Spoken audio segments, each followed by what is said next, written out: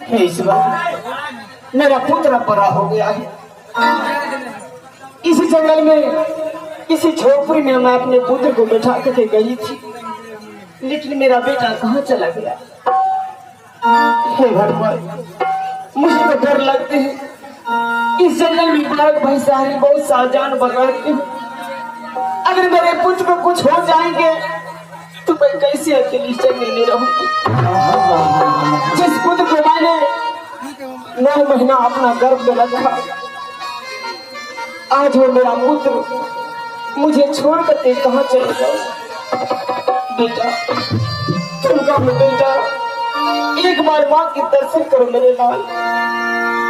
नवरे महीना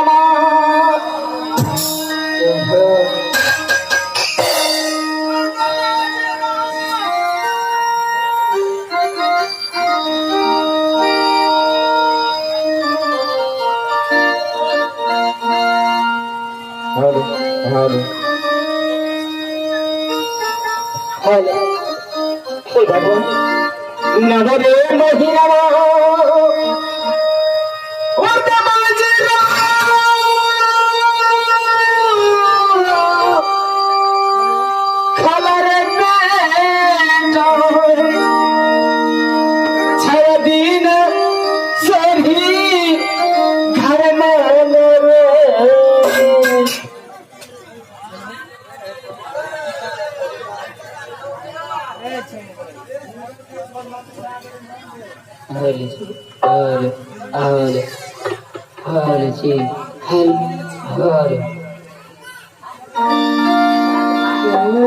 नवरे महीना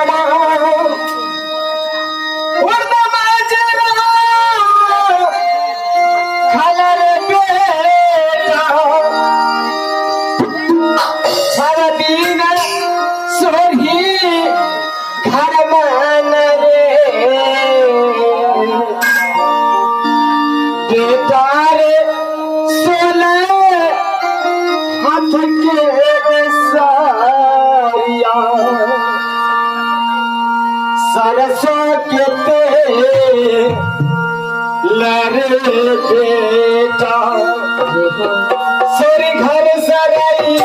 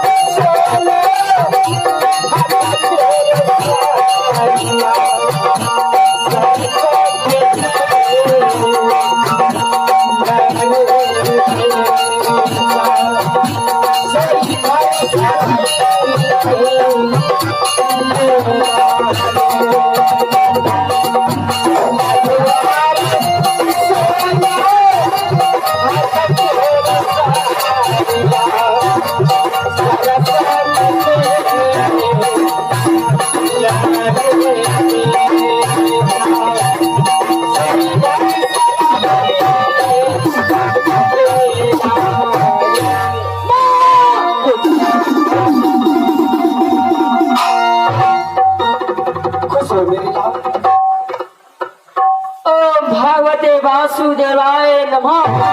ओम भगवते वासुदेवाय नमः। आपके चरणों में प्रणाम स्वीकार हो माता जी। बेटा तू, हाँ माँ। तुम ये झोपड़ी छोड़ के कहाँ चले जाते हो जंगल में?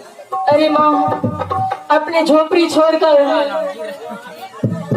जंगल की ओर चला गया था फल ढूंढने के लिए, लेकिन मुझे जंगल में एक भी फल नहीं मिला माँ। लेकिन तुम जानते हो बेटा, इस जंगल में बाघ भैंसा बहुत सारे जानवर रहते हैं।